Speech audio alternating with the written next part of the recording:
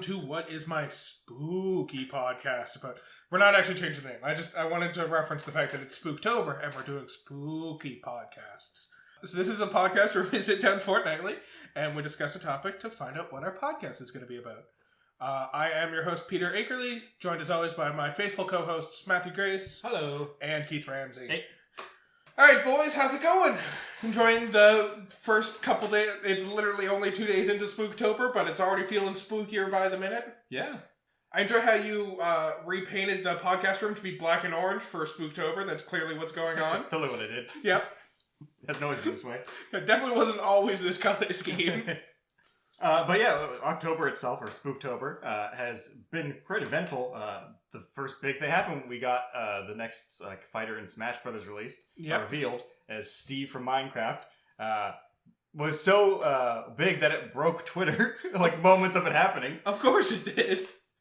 I just love it. It's fucking Minecraft in Smash Brothers now. I like it because he was such a strange character for Smash. Everyone wanted him to be in because he was a good representation of a big game character. Well, it's probably the biggest game to date still. Yeah, it's got the largest community. But at the same time, it's such a weird concept to put into Smash Bros. Yeah, because a lot of the characters from Smash Bros., a big part of their existence is fighting. There are some characters who aren't like the villagers from Animal Crossing and shit like that.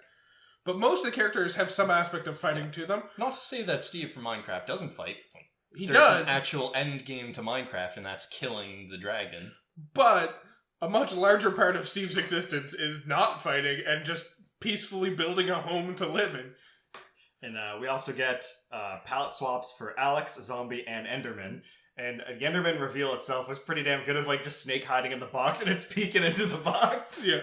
But back to your statement about Steve's existence being just having fun and peaceful existence. I think this game, or the demo trailer of how Steve plays, exemplifies that is incorrect. Steve is clearly the next step of the villager from Animal Crossing, where he lives to cause mayhem and chaos.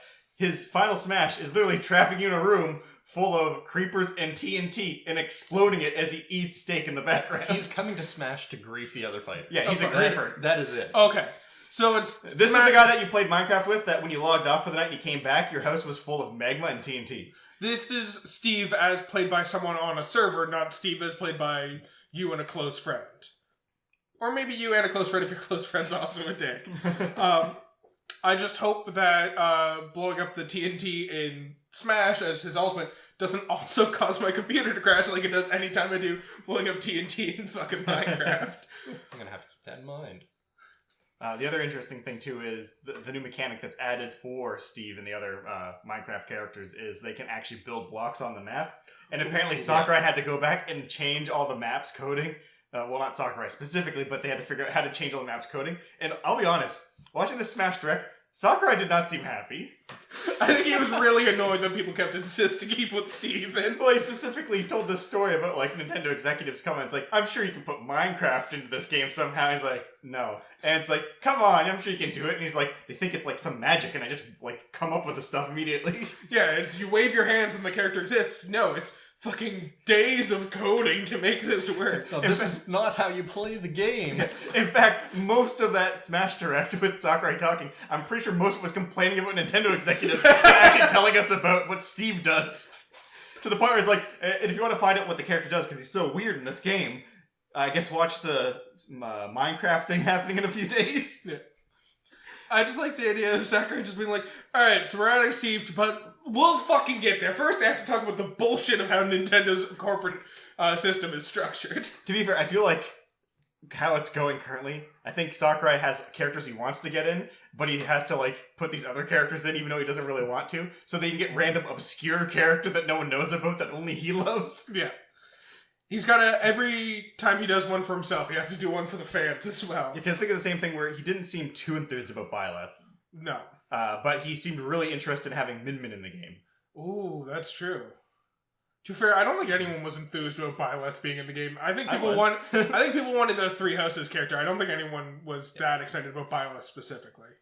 I'm just happy that it's not just Byleth walking around with a sword. That's fair. The fact that she swaps out for the 3 or 4 different sacred weapons is at least a nice touch.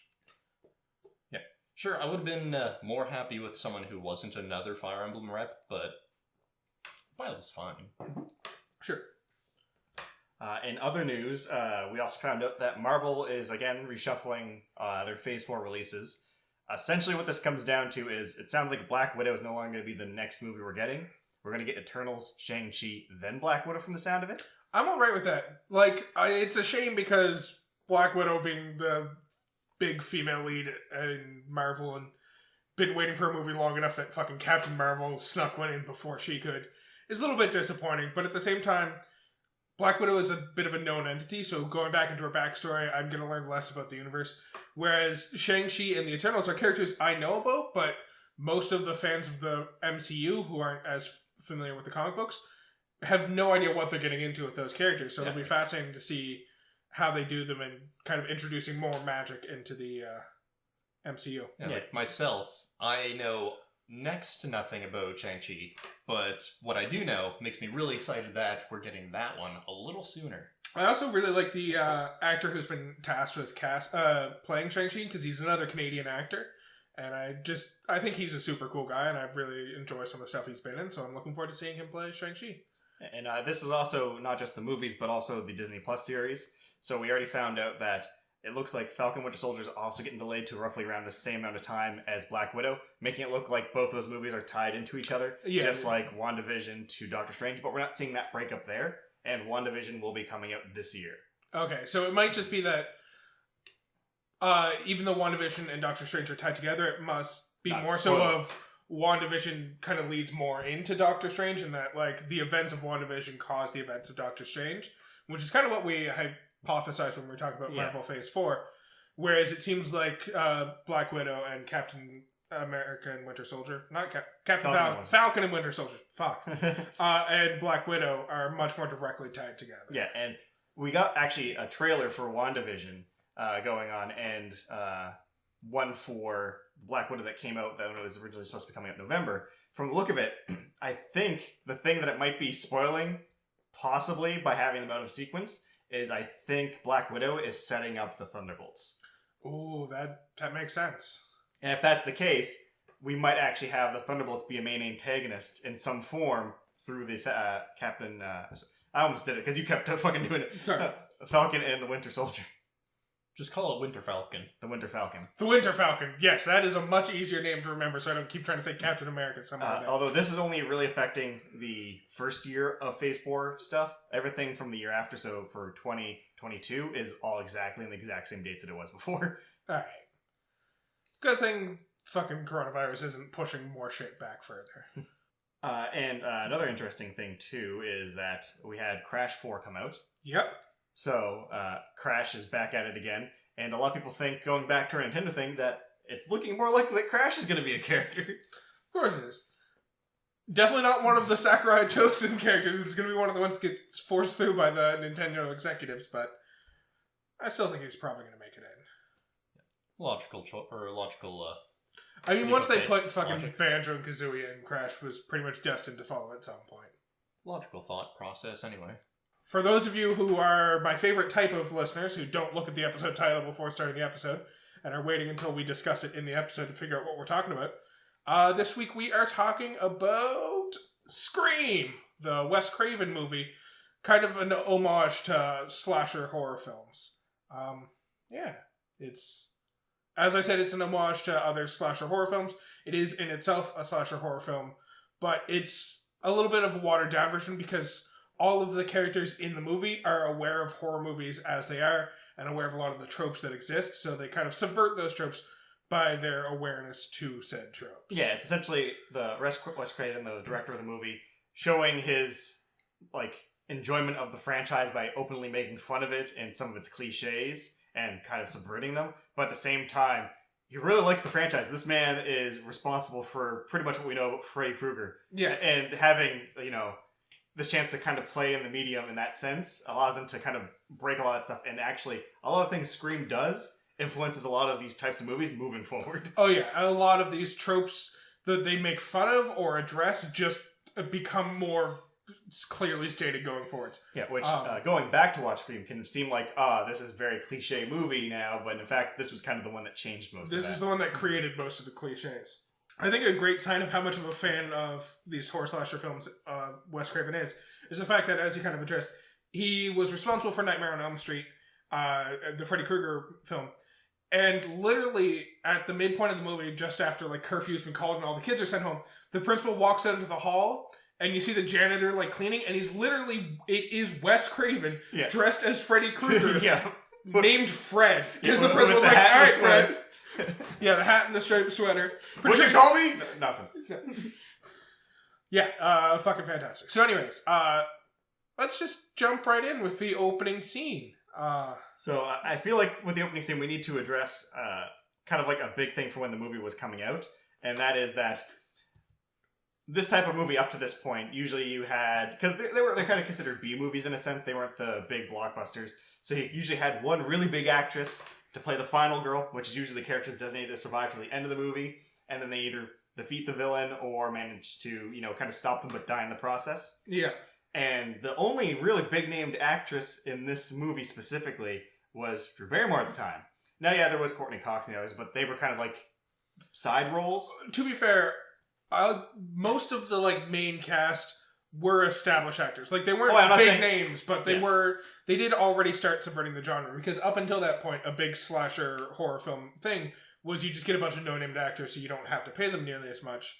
And that was another thing that this started to set as a trope, was you start to hire bigger name actors, and it gets a wider appeal because people are aware of Drew Barrymore as an actor. They're like, yeah, let's go see the Drew Barrymore. Yeah, she had the pull that the other actors in this movie didn't necessarily have. And the cool thing about this, too, is it ends up kind of showing you the stakes of the movie, because the opening scene, of course, is Drew Barrymore ends up getting killed by the killer. And what this ends up doing is, oh, wait, they killed off the biggest actress in the opening scene. You honestly thinking anyone could die in this movie. Yeah, and me as a non-fan of horror that I am, I have to say that I did enjoy this movie despite how creepy and disturbing it was at times. And I'm just going to say this right now, the first scene with the first deaths and all of that was the most disturbing part of the movie. Oh, it's by far. They set the stakes really early so that they don't have to, like, by putting a lot of gore and violence and creepy themes in the very beginning of the film, they don't have to be constantly pumping out gore throughout the rest of the film.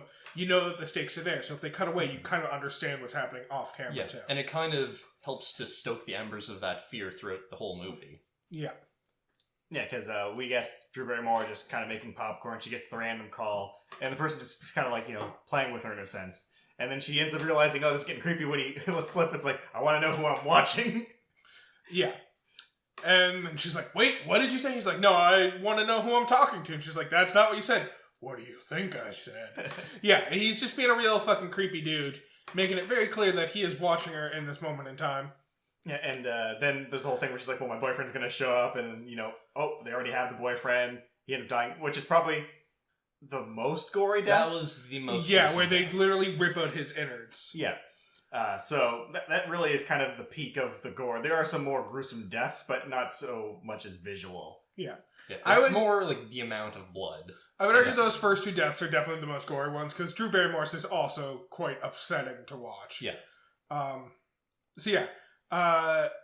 This is also, like, right off the bat, they start addressing the fact that horror movies are a thing that exist in this world that all the characters have watched, because over the conversation, the killer, as he has said, because I have the subtitles on, because sometimes I can be hard of hearing, and I also like to watch movies late at night when the volume low so that I'm not waking up people around me.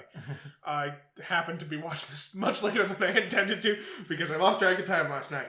Anyways, so with the subtitles, it literally addresses him as either caller or killer, depending on whether or not he has shown his face on screen at that point. So the caller makes a direct point of, like, do you like scary movies? What's your favorite scary movie? And they start, like, talking about scary movies over it, so... Which is always stupid in other movies where, like, for example, zombie movies are always the worst for this, where no one knows what a zombie is. Yeah, it's like, oh, I don't understand, the dead have started getting up. I guess we try to It's never like, oh, it's a zombie, destroy the head or burn the body and make sure it doesn't come back. It's like, just pump it full of bullets and hope it works out. And then you get like a newscast at the end of the film. It's like, we have discovered that destroying the head or burning the body is the best way to eliminate the corpse. It's just fucking zombie movies. They're BS. But this one, they're actually like aware of the tropes. And yeah, they don't address the tropes so much in this interaction, but they do address the fact that they're aware of horror movies. Yeah, and the other cool thing about this scene too is it also gives us quite a bit hints of the reveal of who the killers are at the end of the movie. So, for example, one of the big things that it reveals in this one is, so the boyfriend's tied up in the back, but there's someone at the front of the house doing stuff, ringing the doorbell, knocking, and the boyfriend dies almost immediately afterwards. So it doesn't really give away who the killers are, but it gives away the fact that there's probably more than one. Yeah. Um, On top of that, the killer's doing all this running around in this costume on the phone with her. It's like, okay, there has to be someone, otherwise this guy has amazing cardio. yeah. On top of that, it also indicates that the killer obviously knows something about movies, because they're a big movie buffs to the fact that they end up getting her with a trick question, essentially, that ends up causing her death, which Specifically horror movies. Yeah. Yeah. They ask her, they're like, we're going to play a game, ask you questions. If you get them right, Steve lives. If you get them wrong, Steve dies. The first question is, what's the name of the killer in the Nightmare on Elm Street? Yeah. Yeah, and she's like, oh, it's Freddy Krueger. She doesn't say it right away. She thinks about it, hums and haws, and then remembers it's Freddy Krueger. And then they're like, oh, well, you already said that Friday the 13th is your favorite horror movie. Who's the killer in that series? If you get it wrong, Steve dies. And she's like, oh, I know. And Friday the 13th, the killer's Jason Voorhees. And they're like, no, you're wrong. And she's like, I already told you it's my favorite movie. I know Jason Voorhees is the killer. And like, oh, well, if you were truly a fan of that movie, you'd know that Jason Voorhees isn't the killer in the first one. It's Mrs. Voorhees, his mother, because of the fact that she's killing kids to get revenge for the death of her son. Yeah, and her son shows up as a zombie at the end of the movie. Yeah. And it's just one of those things where it's like, they clearly have intimate knowledge of, at the very least, horror movies at this point, too. And we also start getting the call-outs of, like, movie tropes that you shouldn't do. For example, when the doorbell gets rung, and then she calls it who's there, and on the phone he's like, you shouldn't say that. That's always how you get killed in movies. Don't you know anything about this? But I think it's the following scene, too, where we first get introduced to Sydney. And she's talking, no, this wouldn't be when first introduced, but when she's talking on the phone later, where she starts making fun of the tropes. It's like, what, you think I'm just gonna run up the stairs or something? Yeah, he makes a question about asking if she likes scary movies, and she's like, no, they're the dumbest series of movies. It's always just some big-titted actress who doesn't know how to act at all, and she ends up running up the stairs instead of out the front door, like some fucking idiot. And it's just one of those things where, like, she hauls out how ridiculous that idea is, and then later in the movie, she makes her run for the front door, gets the killer between her, and has to run up the stairs to get away. And it's just like, she's already addressed how dumb of a choice it is, but is forced into that situation anyway. Exactly.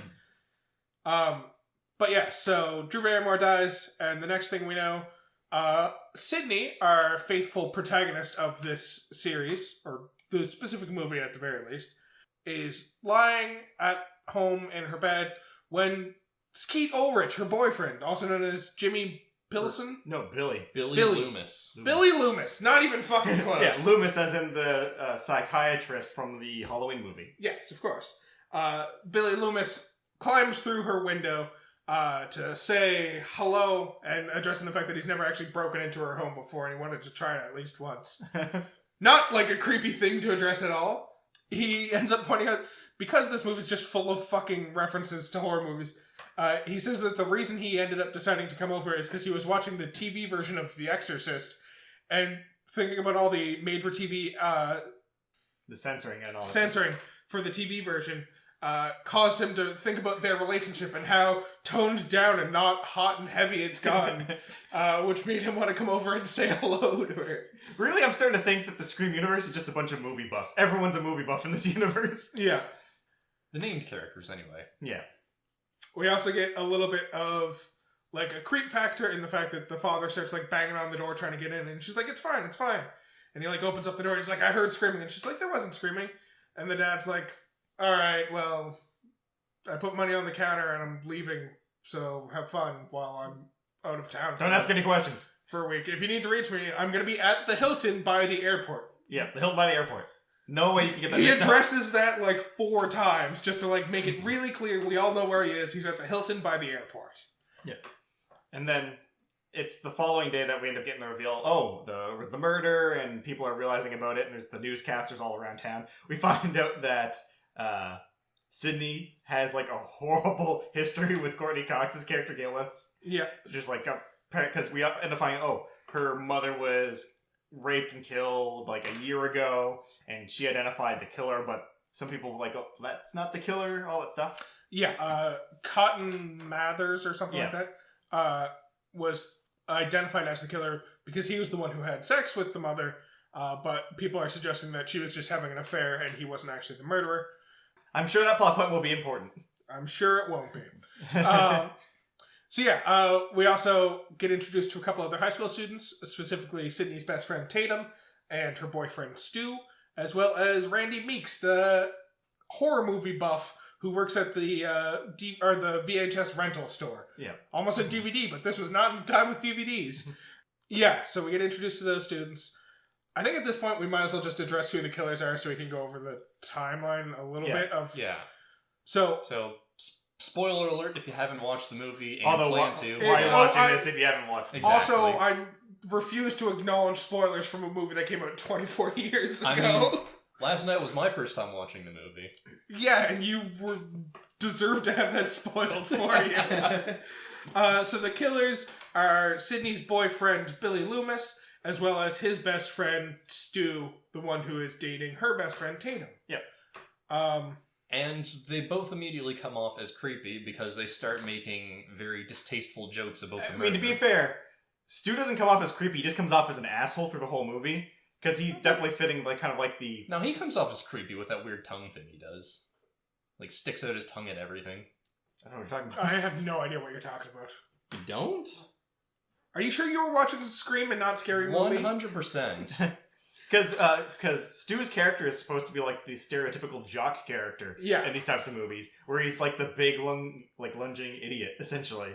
Yeah, he's the one who ends up charging into a room later to fight the villain and ends up dying while fighting the villain. Yeah. That's the role he's supposed to be taking on. The character that really comes off as creepy more often than that is Billy's character, which, again, going with how Wes Craven trying to take the tropes and change them on you. Normally in this type of movie, there's the killer, but then there's also the red herring, essentially. The person who's so clearly the killer that, like, you end up suspecting it is, and then usually you get that moment at the end where it's that character and the killer, and it's like, no, he did it, and the final person has to, pick the right person to shoot. But no, they called it immediately. Everyone in the movie is like, it's Billy! Yeah, they make it they make Billy super creepy.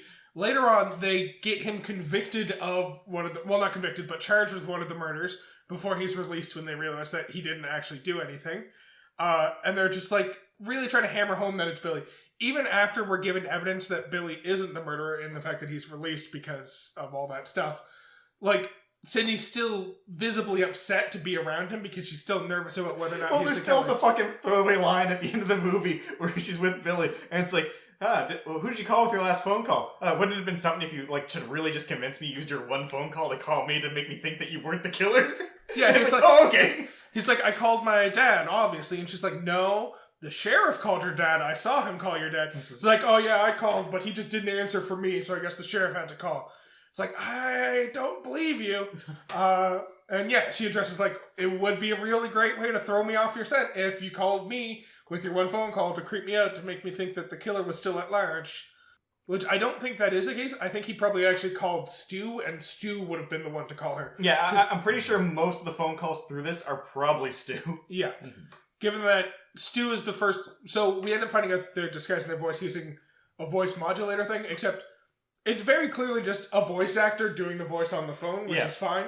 But anyways, we actually, when the two killers reveal themselves at the end of the film, Stu is the one first holding the voice modulator to like show that he is the killer, and then he tosses it to Billy, and Billy holds it up to show that he is also one of the killers. Yeah. Mm-hmm.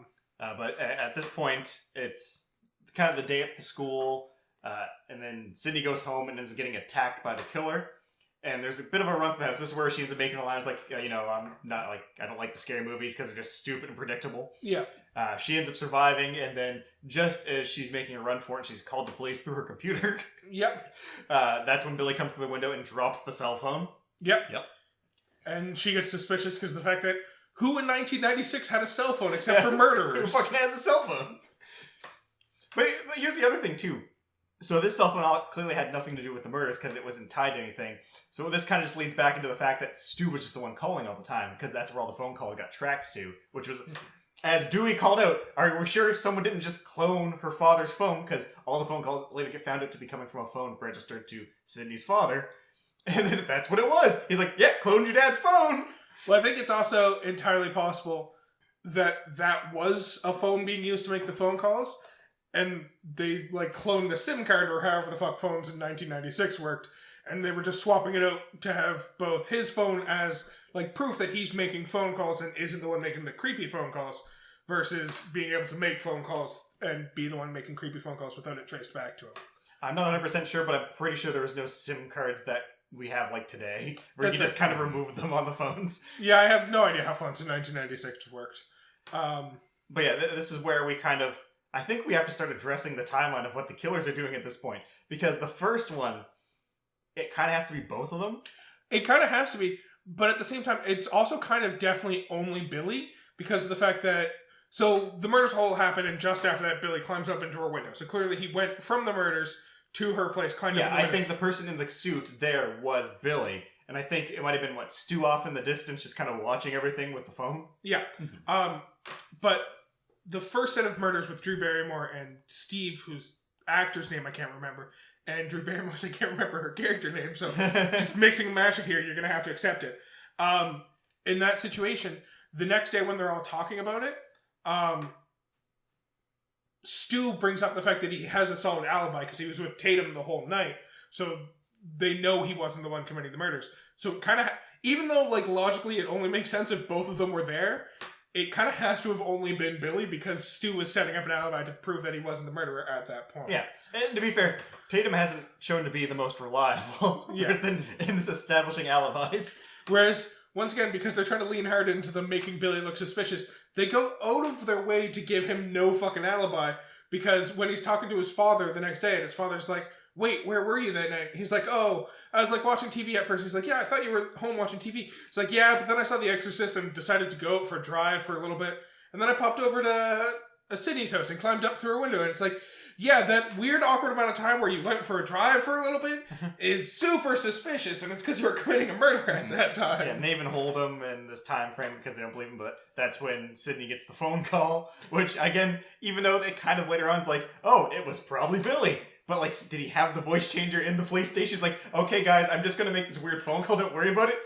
Hey, do you like scary movies? You put the wrong person in jail. Who are you talking to? Nobody. Yeah, I think it has to have been Stu who made that phone call, which is why I think it was Billy called Stu so that Stu could know that he had been captured and knew to make the phone call. I think they also not only tried to make Billy look suspicious, I think they also went out of their way to make Dewey, which is Tatum's brother, who's also the young police officer on the force, a young deputy. They also went out of their way to try and make him look really suspicious. Here's the fun thing. There's a few characters that you can call suspicious throughout the movie. Dewey, Randy, Stu, and Billy are kind of like the main focal points of who they set up. They also kind of hint towards the principal. Yeah, a little bit of a hint towards the principal, and for a little bit of the movie anyway, I had a little bit of a suspicion going on against the reporter. Gail? Yeah. Not her, Gail Weathers, her cameraman. Oh, her cameraman. Kenny. Kenny.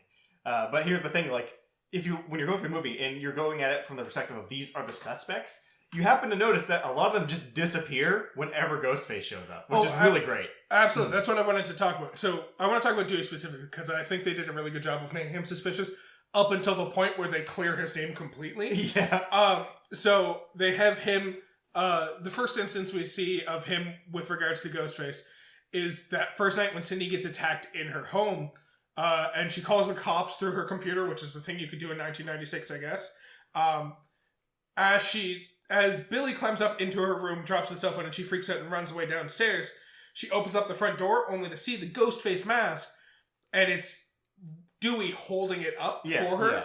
And she freaks out for half a second, and he's like, "Oh no!" Ah! She's like, "Oh no, I just found this." And it's like, "Oh, did you find it, or were you wearing it and you just took it off and are now holding it?" Later on in the movie, we see like when Billy gets arrested and she gets the phone call, she like answers the phone in Tatum and Dewey's house, and is talking on the phone. And the moment she starts talking on the phone, the mother's like, oh my god, it's the killer. She starts pounding on Dewey's door to get him to come out and talk and like figure out what's going on. And he doesn't come out until after she hangs up. Which is also super suspicious. We also see what is my favorite fucking Dewey moment once you go back and know that he's not the killer. Which is, he takes them towards the police station before they go to the party. Fucking ice cream scene? Yeah. Yep. He takes them towards the police station, and he, like, drops off. He says, I gotta go talk to my sheriff. I gotta go deal with some business. I gotta talk to the sheriff. I'll be back in a couple minutes. Don't go anywhere too far. And they, like, walk off, and it shows them in, like, a convenience store of sorts. With fucking Ghostface is sneaking around the aisles. He doesn't attack them or anything. He's just walking in the aisles behind them. So you're like, oh, Ghostface is following them. And then it comes to Billy, and Billy's holding a fucking scoop of ice cream. It's like, so did you, like... Oh, not Billy, Dewey. Sorry, not Billy, Dewey. Dewey's holding a scoop of ice cream. You're like, so Dewey, did you, like, tell them to, like, go away and then, like, go get ice cream? And like, even his chief is like, where'd you get that ice cream cone? Don't worry about it. And I He's think... like, don't worry, I thought you quit smoking. Yeah, deflection. I think they're just trying to make you suspicious of the fact that, like, maybe he got the ice cream in the convenience store while wearing the Ghostface mask for some reason. Yeah. And that's the thing. Ghostface just pops up in the background of just random shit situations. And at this point, everyone knows that the killer is wearing this costume. But they, to be fair, they also kind of established that the teens in this town are kind of assholes about it. True. And you can pick up this costume anywhere. But at the same time, I'm pretty sure this is the killer, because why would they be targeting Sydney specifically? Yeah, why would he be, like, sneakily walking through aisles while staring at Sydney? The other one being when it's Tatum and Sydney on, I guess, Tatum's front porch. Yeah. And then they have the conversation and they leave, and it zooms in on the bush, and you see Ghostface kind of like step out, realize he's been caught by the cameraman. It's like, shit, and then try to dive into the bush again. Yeah. Fucking phenomenal. And in these situations, I think specifically these are Stu. I have no doubt. Oh, it's 100% Stu. Both of these people were Definitely. Stu. So yeah, they kind of go out of their way to make other characters look suspicious, just to, like, allow you to have the option to, like, believe, like, oh, this is them leaving the breadcrumbs so that when I go back and rewatch it later and know that Randy's the killer, all this stuff is just, like, extra creepy. But no, it's just purely there to, like, leave breadcrumbs that don't lead anywhere. And this is where I think the movie kind of failed a little bit too, because I think it's trying to set up that specifically Randy's supposed to be the person you think's going to be the killer at the end, because he admits he has a thing for Sydney, and he knows he'll never be able to do as long as Billy's around and all that stuff. And he actively is a big movie buff, and every time Ghostface calls somebody that knows the main group, they was like, what are you getting at, Randy? Yeah. It's like, I'm not Randy. You also get, like, multiple moments where, like, people address, like, are, like, because they're talking about horror movie tropes and, like, who would be the killer, and Randy's always like, it's clearly Billy, like, Billy's got all of the tropes leading towards him, and Billy's like, what if I said it was you? And Randy's like, fucking of course it's me, I also have all of the tropes going for me. You could argue I have most of the tropes. Yeah, because this is the movie scene where they're in there, and the thing I love about this is when he's having the conversation with Stu about Billy, because this is after Sydney kind of breaks up with Billy, and he's clearly talking to like other women in the movie shop, because this is where everyone hangs out in this town, I guess. And he's Specifically the horror movie aisle for some reason. And he's having the conversation with Stu, and he's getting really worked up about it. And you can see people in the background just kind of like looking at him, just like, want to start walking away. Yeah. And he's like, everybody's a suspect! Everybody's a suspect! But yeah, he's convinced it's Billy. It's like, he fits all the criteria. And it's like, well, what's his motive then? It's like, well, motive doesn't really matter in this modern era. But if anything, Sydney probably didn't have sex with him. Oh no, motive doesn't matter for why Randy would be the killer. He doesn't need a motive to be Randy, is what he says. It's just the Millennium doesn't need a motive. But Billy absolutely has the motive of Sydney will not have sex with him, so obviously he's gonna kill her. Well, that end, he blames Sydney's family for his mother leaving town because apparently his father was also sleeping with Sydney's mother. And we find out that everyone was sleeping with Sydney's mother. Yeah. Mm-hmm. And we also find out that it was absolutely Billy who murdered Sydney's mother because of the fact that she caused his mother to run away and also was kind of a whore, I guess, was the word he used. But here's the funny thing about this, too. Because at the end, when they're explaining how they figured out how to trick everybody, it's like, just watch a few movies, take a few notes. Like, wait a second. Yeah. Oh, and we're gonna... we'll get to the end soon. The end's my favorite fucking part of this movie. Because at this point, school gets canceled.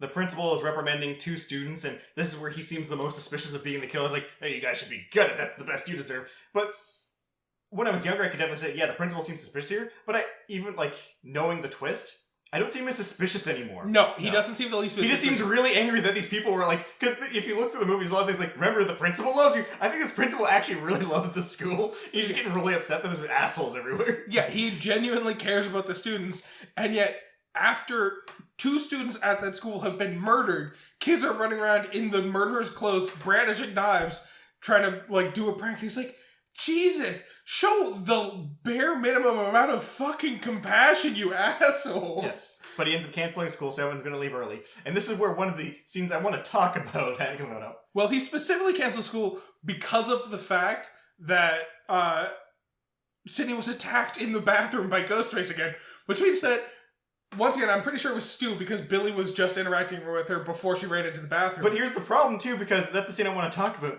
Ghostface attacks her in the bathroom that there's no guarantee she was going to, and he was sitting in that stall. Yeah, that's what I mean. She's talking to Billy. Billy creeps her out. She runs away. She runs into the bathroom.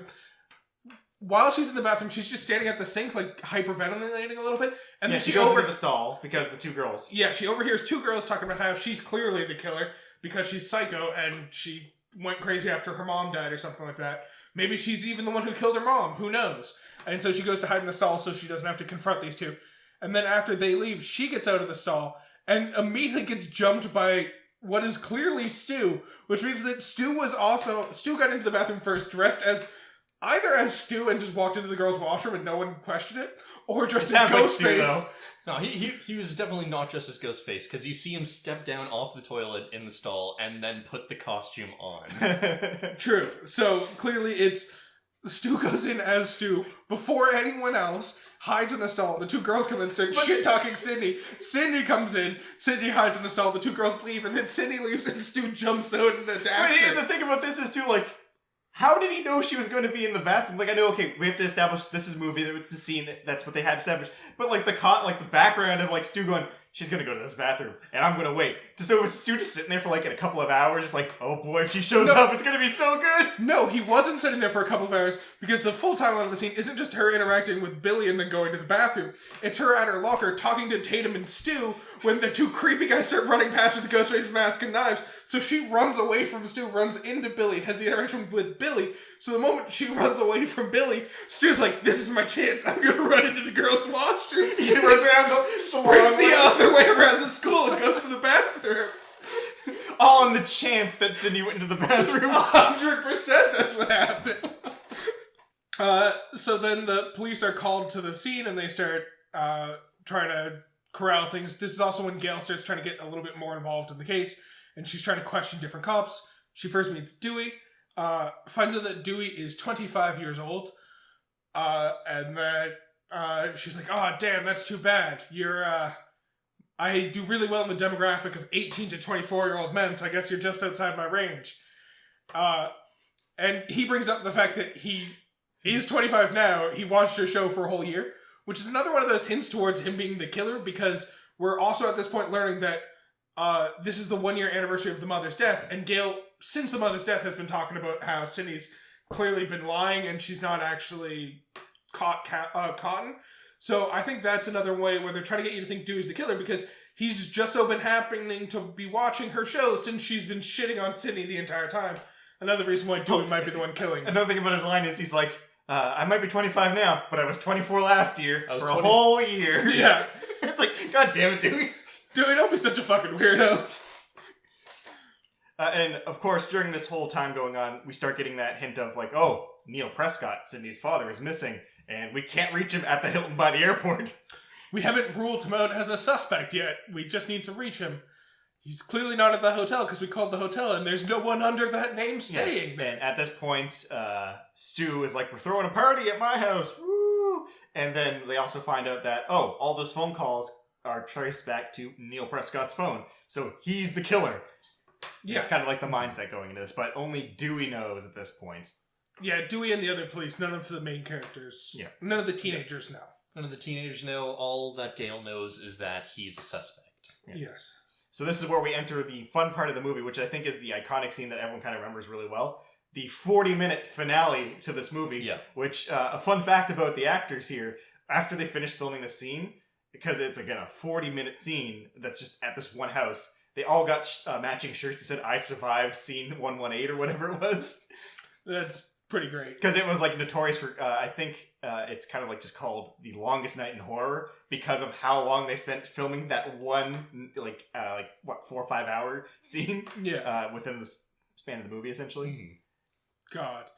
That fucking scene. So, the teens decide to have a fucking party and watch horror movies, which is another thing. This is honestly, too, the scene where Randy shines the most. Yeah, because it's him just...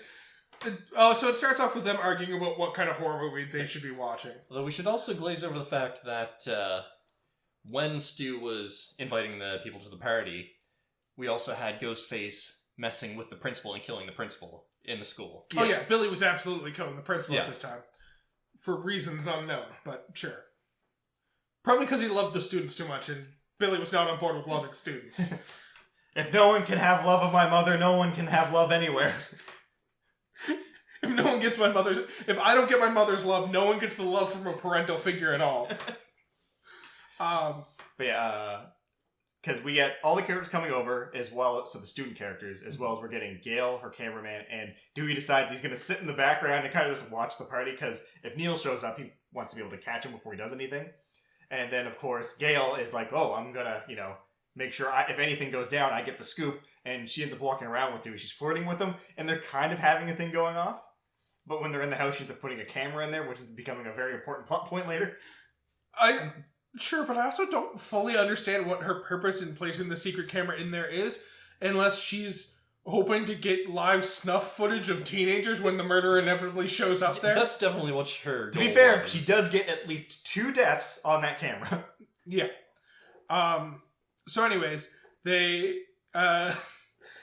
we get a lot of different plot points that happen during the scene, and I think we have to break it down by timeline, because at first we're told Billy was not invited to this party because he's being super creepy and Sydney doesn't want him there, and Stu was on board with it. Even though Billy's his best friend, he decided not to invite Billy. They're watching the movie, they start watching horror movies. Halloween. Start watching Halloween. Stu... Which has a character named Dr. Loomis in it. Yeah. Stu decides to walk away for a second. I think he's going to answer the door or something. And tells Tatum to go get him a beer from the garage, which Tatum takes as, I'm going to go get like a dozen beers and hold them awkwardly in my arms from the garage. At this point, the ghost face shows up, and based on how we know where characters are positioned, it has to be fucking Billy just fucking with Tatum. Here's the weird shit, though, because if it has to be Billy, the killer doesn't come from outside. The killer comes from inside the house. Yeah. But also, I take issue with the scene because we get, when she goes into the garage to get the beer, we get the information that the garage door does not work. It goes up a bit, but then comes back down. Yeah. Well, we also get that the garage door is somehow tied to the lights as well, because when she turns the lights on, the garage door goes halfway up and halfway down. And then later on when the lights get turned off. So I don't necessarily know that Ghostface came from inside the party, because... No, because he has to come from... Because so the layout of the garage is there's the garage door at the end, there's the fridge in the back corner, and then right across from it is the stairs going up into the house. And when the door's open, even when Ghostface is leaving, he leaves through that door and closes the door behind him. Oh, he definitely goes back into the party. But this doesn't make sense with Billy being outside the house. But we don't know that Ghostface entered through there, because we don't see Ghostface entering the garage. In fact, for all we know, fucking Billy's just been hiding in the garage for hours waiting for someone to come. That is possible, I guess. Yeah. Especially because of the fact that Stu is the one who sends Tatum to the garage to get beer. So Stu could have known that Billy was waiting for her in the garage. Yeah. And was sending her there to get murdered. Because we don't see him enter. We just see her enter, go to get the beers, and then the door shuts and the lights turn off, and she walks around, turns the light back on, realizes the door is locked, and then gets murdered. Also, she thinks it's Randy. Yeah, she does think it's Randy when he stands in front of her at the door in the Ghostface outfit. Not saying a word, but just shaking his head. I really enjoy how she's like, oh, do you want to play Psycho Killer now? Don't kill me, I want to make it to the sequel. She didn't make it to the sequel. Yeah. So yeah, she gets stabbed real bad at first. Tries to escape, after she kind of knocks down the killer, tries to escape through a little cat flap in the garage door. Which is a strong choice, I guess, Yeah, trying to because climb through. she was there beside the switch to activate the garage door, so she could have easily reached up over the collapsed body of the killer, pushed it to open the door halfway at the very ran through the hole that opened. But no, she's just going to try and climb through. Also, she couldn't get back out of the door when it was going up. No. Nope. So then, the killer sees her climbing through the cat flap, and is just like, I'm going to fully open the garage door instead of half opening the garage door. And apparently this garage door motor is made of the strongest motors of all time, because it snaps her fucking spine and kills her. In solid steel. Yeah. Jesus. Oh, because I was like, that's not how a garage door works. It's really not. No. In fact, I'm pretty sure if you have a garage door at your home and you try to hold on to it when it's opening, it's not going to open. No, it does not have that much force associated with it at all. But this one does, because it's Stu's, and Stu is planning this, I guess. That's true. Maybe Stu specifically got the murder version of the garage door. Tatum dies, but no one knows, because apparently the garage is invisible in the house. No one else thought to go get beers from the garage. Yeah. And at this time, Billy shows up and just wants to talk to... Well, first of all, Randy tries to... Randy gives the rules of survival horror. Yeah. Oh, no, before Randy gives the rules of survival horror, Randy explains how he's going to go try and hit on Sydney real quick because Billy's not here. And Stu's like, it's not going to work out for you. And he's like, I'm going to try anyways because I got a thing for her. And then Billy shows up, and Sydney immediately forgets about Randy. It's like, yeah, let's go talk in private. We need to talk because you've been patient with me and I haven't been sucking your dick enough, I guess. Pretty much. And so then Randy just settles into watching a horror movie and explaining the rules of a horror movie. Yeah, because they all get angry because Jamie Lee Curtis, who they're talking about, doesn't get topless in this movie. And it's like, they're talking about, it's like, oh, you guys don't know the rules? And he pauses the fucking movie. It's like, we're not watching any more of this until I explain everything in detail. Rule number 1, you're not allowed to have sex. You have sex, you're gonna die. And everyone's like booing along with it. You Yeah. can't drink, you can't do drugs. That's another cardinal sin. It's an extension of the first rule. You're just breaking the rules, you're gonna die. Rule number 3, never, ever, ever say, I'll be back. I'll be right back. I'll be right Because you back. will not be right back. And it's like, oh, I'm going to get a beer. Do you want anything? He's like, yeah, sure. It's like, I'll be right back. Which is another great piece of timing because now we know Stu didn't go to get a beer. He ran upstairs because just as Sydney and Billy finish consummating their love... Well, not quite, because at this point, this is when they get the phone call and Randy finds that the principal's dead. Right. So the rest of the party leaves. Yeah, the rest of the party leaves. Because and they all get in their cars and drive away. Teenagers are excited to see a dead body hanging from a flagpole. Yeah. So all the other teenagers leave in their cars, but presumably without a view of the garage where fucking Tatum is just hanging there. And that's the other thing, too, because Dewey and Gail have gone off because they reported a car, parked off the side of the road. So they went off. They almost get hit by these cars and end up finding Neil's car, of course. But the other thing here that I have to wonder about is, so was their plan to have the dead body, and they only invited people to the party, aside from the main group they wanted to kill, that they knew would run off the first time they hear there's a dead body on the field of the principal? No, I think there was... Or did they plan on killing everyone here? If so, how did the two of them plan to overpower, these four jock guys? They probably just banked on the fact that everyone in their school is a complete... Yeah, I don't think they specified lunatic. who they were invading based on the fact that they'd see a dead body. I think they comfortably knew that everyone outside of the protagonists would be willing to see a dead body. That's fair. No matter who it was, they could have invited a grade school and he would have been like, dead body, I'm gonna get on my bicycle and ride all the way there so I can see it. All the kids run away because of the dead body. Randy just continues lying on the couch drunkenly watching the movie. Yeah. Billy goes away and puts on the Ghostface suit and goes upstairs. Stu. Sorry, Stu, not Billy. But this is at the same time that Billy and Sydney are having the conversation of, oh, it would have been real clever of you to make the phone call to me. It's And specify this is after they've had sex. Yeah. And he's like, You still suspect me? I'm hurt. what do I have to do to convince you that I'm not the killer? Maybe fake your death with corn syrup. Yeah, and then he happens to turn around, and they very cleverly show the, knife going towards him, and then have him just turn around and have a white sweater that's just soaked in red, and you're like, oh, he's been stabbed. There's no holes in his sweater, but he's been stabbed. That's what's going on right now. And she freaks out, runs away. Another thing I actually really love about this movie is, in a lot of other, horror-type movies, it's oftentimes, the normal people running away from the killer are, tripping over shit and only slowing down the killer by throwing shit back at them. But in this series specifically, the killer trips all the goddamn time. Not just trips. The people body this killer quite a bit. Like, he's getting punched, drop kicked, thrown downstairs. Doors slammed into his face. Oh, it's fucking phenomenal. And I like to think that every time this is happening, it's specifically Stu. Yeah, of course it I think is. it was like the first time they picked up the mask. It is completely dented in. Yeah. Yeah. Well, Stu... Oh, no, not Stu. It did happen to Billy once, because when we know Billy was the one killing Tatum in the garage, and Tatum decks him in the face with the door to the fridge. Yep. Alright, so, Billy is presumed dead at this point, even though he's definitely one of the killers. And Sydney runs away. She manages to get out of the house with the killer directly chasing her. At the same time, Gale and Dewey are now coming back to the house because they've discovered Neil's So car. at this point, to be fair, you could argue that you could still suspect Dewey at this point because we don't really get a direct correlation of time between what they're doing to them. So it could be we're seeing what Dewey's doing at a different time than what everything is happening at the house. So getting the house would tie up the loose ends, essentially.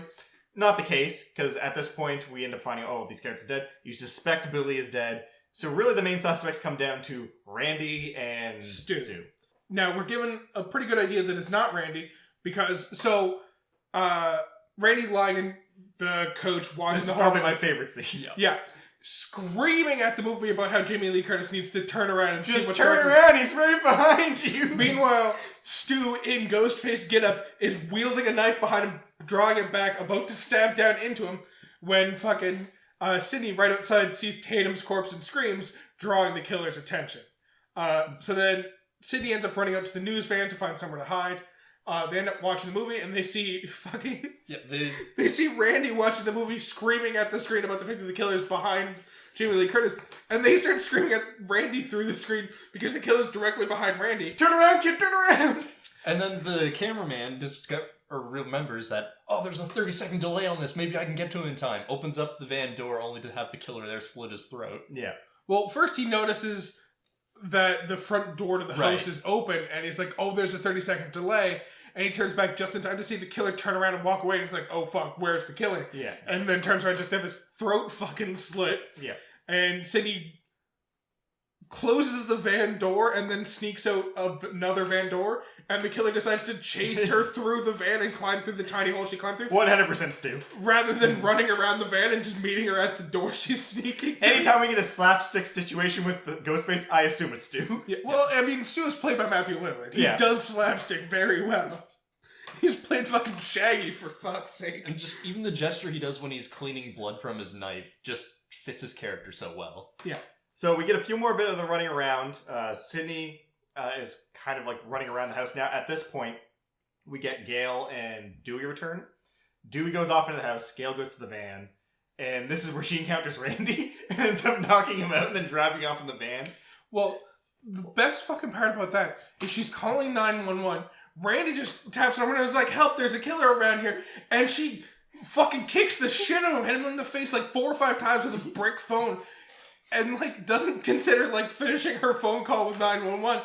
She would rather break her phone and crash her car into a tree than address Yeah, because Sydney's there. It's like, help! And she kind of goes off the street and hits the tree. Yeah. And it's like, oh, Sydney killed Gale. Yeah. And then this is where Sydney's heading back to the house. And then Dewey walks in. It's like, Dewey! Kind of like in that last one was like, oh, maybe Dewey was the killer. But then, oh, no, he was stabbed in the back. Yeah. So then Sydney enters the house, locks the door behind her as Stu and Randy both argue about how the other one's a psycho killer. Yeah. Which at this Well, point... I like this point because it was setting up like the classic, no, shoot him moment. She's like, no, fuck you both, and shuts the door. Yeah. Well, the other part I love about it is just the fact that, like, clearly at this point, Stu had just ripped off the clothes. So I like to imagine Randy actually saw that, but didn't try to actually verbalize that thought. He was just like, no, he's a psycho, you gotta kill him. She's like, no, closing the door, moving onward. Then Billy gets back up, and he's... Tumbles down the staircase, though. Tumbles down the stairs, it seems like he's bleeding profusely and about to die. And he's like, nah, it's corn syrup, baby. And then he opens the door so that Stu can... Well, he opens the door first, and it's like, what are you doing? He's like, no, trust me. He gets the gun, opens the door, shoots Randy. Randy goes down. It's like, what are you doing? And then, obviously, he's like, oh, it was corn syrup, just like they used in the movie Carrie, blah, blah, blah. I'm the killer. And then she runs over and sees Stu there. It's like, Stu, you gotta help me. Billy's the killer. And he's like, oh, damn shame. And he pulls up like the fucking voice module and is like, hi, Sydney. Yeah. Which, at this point, you could possibly think, if you didn't know it was Stu at this point, like, Stu found the voice modulator and he thought this was another good opportunity to make a joke. Yep. So then we go through the whole reveal of Billy and Stu were the killers. They talk about how movies convinced them to do it. Well, not movies convinced them to do it. They decided to do it on their own. Movies don't make killers, they just give psychopaths ideas. Yeah, they make them creative. And then they explain how they're going to kill Sydney, and then blow the father's brains with a gun, to try and frame snapped him. finally after killing Sydney and killed himself. Yeah. And then they are going to stab each other a bunch, and just barely survive to clear their names as potential killers. So, this is probably where the biggest flaw in their plan comes out. Yeah. The thing is, they decide to stab each other before killing Sydney or her father. So Stu starts going loopy from blood loss. Yeah. I just love it because Stu's like falling down into a chair and like he gets stabbed like 4 times by fucking Billy, and then Billy's like, all right, grab the gun, and Stu's like, Billy, we got a bit of a problem here. And Billy's like, what the fuck are you talking about? It's like, the gun's gone, man. Also, I should point out at this point, we find out that they put Neil's car out there in the woods. They presumably kidnapped him before he even got on the plane and had him locked up in the basement of Stu's house for this whole time. Yeah. Then they, as they're like trying to figure out where the gun went, they find out that Gail Weathers picked it up. She survived the crash. Yeah, and Bill's like, Stu, I thought you said she was dead. It's like, she looked dead. And then rather than fucking... And she's like, oh, rather than the ending you're describing, how about this one? Hero reporter catches criminals and stops their evil plan, pulls the gun on them. Billy's just like, I know something you don't know. And she's like, yeah, what is it? And goes to shoot him. And is like, the gun works better with the safety off, and takes the gun away from her. And yeah, he knocks her out. He's about to kill her. And then Stu turns around and is like, uh-oh. And it's like, God damn it, Stu! The best part about this, so the reason he says, uh-oh, is Sydney grabbed her father and ran away with him. No, I don't think she grabs the father. No, because the father's also not there. Neither one of them is there. The best part about this is Gail pulls the gun on them, and then says, like, what about this ending? And Sydney's immediately like, yeah, I like that ending better, too.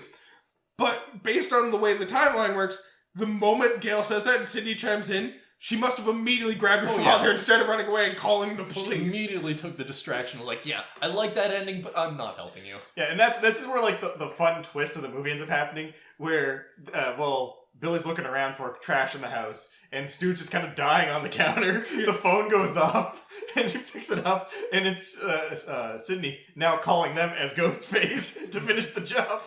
And it's like, oh, I called the police, blah, blah, blah, and all that stuff. And this is where probably my favorite Matthew Lillard moment of the whole movie happens. 100%. Where it's like they're talking, it's like, okay, Billy's got a motive, what's yours? It's like, what are you going to tell the police? Like, I don't know, peer pressure, I'm very susceptible to this. My favorite Matthew Lillard moment is from that same scene, but just a couple of seconds later. Did you really call the police? Yeah. Did you really call the police? Yes. Oh, man. My parents are going to kill me. Yeah. Oh, fucking great. So she ends up doing the Scooby-Doo moment of running around the house. Yeah, she dresses up as Ghostface and actually attacks them. So the problem is they both stabbed each other multiple times at this point, so they're both a little winded. She stabs Billy with an umbrella. He collapses. Stu tackles her over the coach, and she drops a TV on his fucking head. Yeah. And then she goes back. Gail's got the gun now. She shoots Billy as he stands back up. Well, there's another line here because before Gail shows back up, Randy's there after they kill Stu. Yeah. And Randy's like, you're alive. You're alive. It's like, yeah, I've never been so happy to be a virgin in my life. Yeah. Because one of the things he said when he was going over the rules, virgins never die. Which is why, even though he shot at point blank, it only hit him in the shoulder, and he lived. But at this point, this is also when Billy gets back up and just clocks him. Yeah. And that's when Gail shows up. And with the gun, shoots Billy. And then Randy stands back up.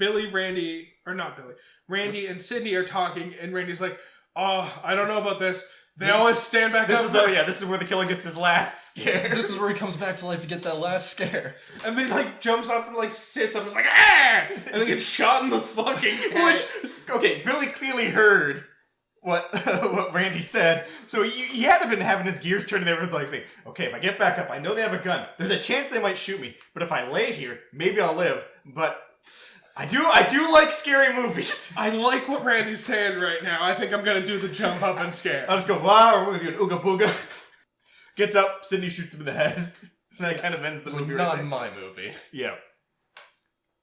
But overall, it's probably, I'd say Scream is probably one of my favorite slasher movies. Yeah. And the other ones are definitely good, but I think just the charm of Scream 1 is just so good. Well, I think we can kind of address... So, Scream 1 is very much a horror movie with an homage to horror movies, and a lot of the time they're addressing tropes of different horror movies.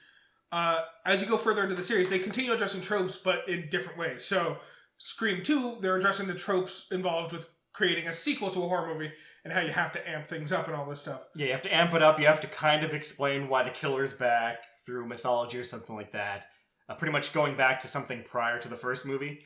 And then, as I explained, well, the finale or the trilogy thing is you have to tie it back to something from the original movie that kind of went unanswered or unnoticed. And then the fourth movie deals with the joke of how to reboot a horror franchise. Yeah. Deals with the idea of a soft reboot, where all that shit still happened, but now we're doing a new story with different characters as the main focus.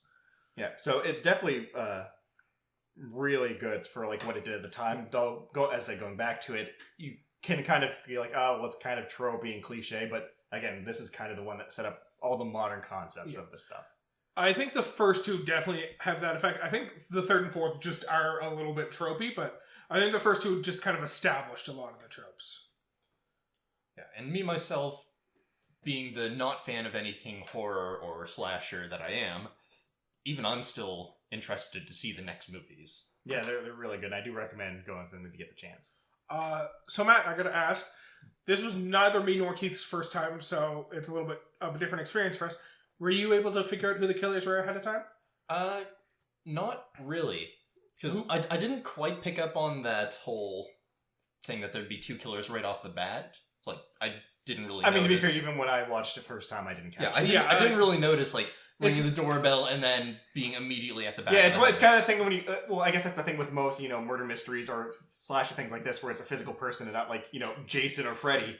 Yeah. Going back, it's like, oh yeah, of course! That makes sense. It's also one of those details you pick up on later rather than at the beginning. And also movies kind of skim over the whole, like, time thing. Kind of skip around here or there. No, everything's as it seems or takes as long as it seems to take. Yeah. So who were you the most sus on during the movie? When the first couple times we saw the reporters, I was most suspicious of Kenny, the cameraman, who was always slow getting out of the vehicle, but the reporters were always the first at the crime scene, or among the first at the crime scene.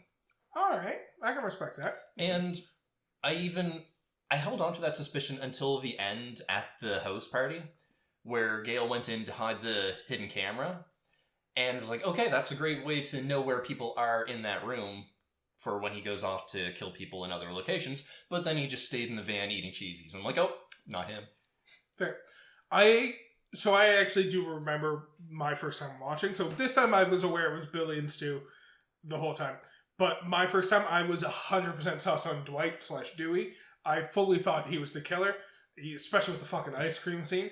And it wasn't until towards the end that I figured out what was going on. I suspected him also when he first popped in holding up the Scream mask, but immediately after that in his following scenes, I just started to doubt him less and less. I mean, there's actually a fun theory for that, because in the community, like, for fan theories within the Scream concept, there is a very strong theory that suggests that Dewey was the third killer. So the original killers, was actually 3 of them, but Dewey never was in a position where it would have outed him. And then when he saw the plan wasn't working, he just kind of decided to leave it as be. Yeah. Because the idea is that he was also sleeping with Sydney's mother. Well, there's even the fact that, like, when he's first meeting with the reporter and she has the line about how he's been watching her series since Sydney's mother died, there's also the throwaway line where she's like, you wouldn't look like you're a day over 12, at least from the neck up. You're very in shape. And he's like, yeah, well, with these boyish good looks, I have to be in peak physical form for people to take me seriously. And that, like, kind of explains a lot of the physicality of the murderer that you see. But also... Could also explain the doofiness of it. Yeah. But also, when you know who the murderers are, and you look back, like, oh, yeah, the first murder, the girl was dragged out of the house and hung up in a tree. The killer must have had at least the strength to lift the body up into the tree. Yeah. And that makes sense when you look at Stu's character, who was the jock. Yeah. And on top of that, too, like, the idea goes of the reason Billy was able to, get out of jail custody so easily with, so much evidence pointing towards him was because of Dewey. And that's why a lot of the stuff went unnoticed. And the whole clone phone thing. The clone phone, and as well as the fact that they suspected Neil, and Dewey was the only police officer at the house. Yeah. Yeah. And think of it this way, too. The killers have been pretty accurate with killing almost everyone up to this point with the knife. But Dewey just got stabbed in the back and fell down. That was it. So, like, there's a fan theory that Dewey was, part of the original 3 killers, but just never got caught. And that was the idea of where the sequel would go. But if anyone knows going forward, Dewey's clearly not the killer in any of this. Yeah. It'll be in the reboot, though. Well, it actually was addressed in the parody Scary Movie. Dewey was the killer. Yeah. Yeah, the parody Scary Movie was like, because he was Sheriff, Deputy Doofy. And he was just like a complete idiot. And then like all this stuff goes on and they think they got the killer. And at the end she's like, wait a second. And then all the stuff kind of starts flashing on the screen. It's like, it was Doofy. And then he pulls off his fake mustache, puts his hair normal, and then drives off in a car. Yeah, it's very, because the way Scary Movie works is it's not a parody of one movie, it's a parody of like 6 tied together. But the ending is very Unusual Suspects in that it's just making him look out like Verbal Kent or whatever the fuck his name is from Kaiser Soze. Kaiser Soze. From the end of The Usual Suspects, in that like she even drops the cup and the bottom of the cup says Doofus Industries on it. It's like, oh, that's where he came up with the name Doofy. Yeah. Oh, it's fucking dumb. Anyways, so I had originally planned and written out questions for a Peter game for today, and then realized it was not at all a fair Peter game because it was going to be all about the different references and tropes and how they appeared in other horror movies. And then I realized Matt did not have a single chance to answer any of But those I can questions. continue my perfect streak of Peter games. So I decided against it because I didn't want to bully Matt that hard for this. So you just want to chalk up another one of my losses, huh? Increase that streak? I might just do it for another one of our Spooktober episodes and really just fuck over Matt, because if I do it at all during this month, it's going to be shit that Matt is not as familiar with as Keith is. I'm aware of the tropes, just not really where they come from. Well, that's what it was going to be about, where the tropes originated. Alright, so, is there anything else about Scream that we want to address? Well, I think we covered most of that stuff for a little. There is one thing I want to address, because, as we mentioned, there are more movies in the series, and this first movie actually got a lot of backlash because a lot of people tried to claim that like murders across USA and across the world were based off of this movies, and people were trying to learn from this movie to commit murders. Which is funny because in the movie they even address like, movies don't make killers. It's just killers getting ideas. Yeah, killers just get ideas from movies. And they kind of address that. And then the sequel, so the series does a really dumb thing, which is that in universe, they start creating their own versions of the Scream movies. Stab. Called the Stab series, which is a really fun thing because this series was originally, like when it was originally produced, was produced under the working title of Stab, and then was renamed to Scream based off of Scream Queens, which are the famous heroines from Scream movies who do the screaming. Yeah, usually it's the final girl doing the big scream. The most notorious and famous one at this point is probably Jamie Lee Curtis, who is the Scream Queen. Yeah. So anyways, Stab was the original working title, and then in universe they create the Stab movies based on the real life events of what happened to Sydney. Yeah. And so in the second movie they're just premiering the Stab movie, this first Stab movie, and then murders start happening and everyone starts blaming the movie for inspiring killers, and it's just like they like in universe go through like, no, that's not what happened. These murderers are murderers, and it's completely ancillary that the movie came out. That is not why they're committing murders. They might be adapting their plan to accommodate the movie, but the movie is not why. To the point where the killer at the end even addresses like, oh, Billy and Stu just wanted to get away with it. I don't want to get away with it. I want to go to trial and blame movies for the reason I'm killing. I'll get the whole Christian coalition to pay for my legal fees. Definitely, I think, even though you don't like horror or like this type of stuff very often, I do think you will enjoy just the concept of how the Scream movies develop. I mean, the second one also deals with the trope of minorities in horror movies and how they never survive, to the point where there's like 4 main minority characters in the movie. 3 of them die, and the 4th one constantly addresses the fact that black people don't survive in these types of scenarios, so he's gonna leave until all the murdering's done, and he literally comes back after the murdering's done. He's like, hey, can I work for you again? I would like to be a part of this story now that the murders are done. Alright, so, that's all we have to talk about for Scream. Do you guys have recommendations for things outside of this? Sure. It's like nothing horror related because, you know, me and horror don't mix, but parody related, yes. A good old parody that everyone should have seen, or at least heard of by now. Monty Python and the Quest for the Holy Grail. Fantastic movie.